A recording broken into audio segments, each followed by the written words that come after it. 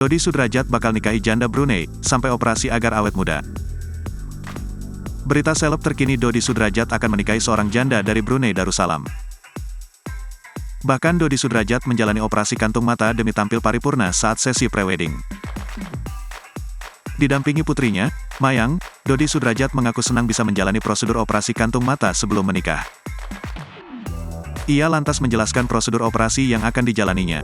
Dalam kesempatan itu, Dodi kemudian menyinggung upaya operasinya ini sebagai persiapan pernikahan agar awet muda. Menimpali ucapan Dodi, sahabatnya, Agam turut ikut membeberkan calon istri ayah mendiang Vanessa Angel itu. Jadi Dedi mau dilamar sama salah satu keluarga Brunei Darussalam. Mayang memang mau dilamar juga, tapi Mayang bilang, "Om, aku masih sekolah," jelas Agam.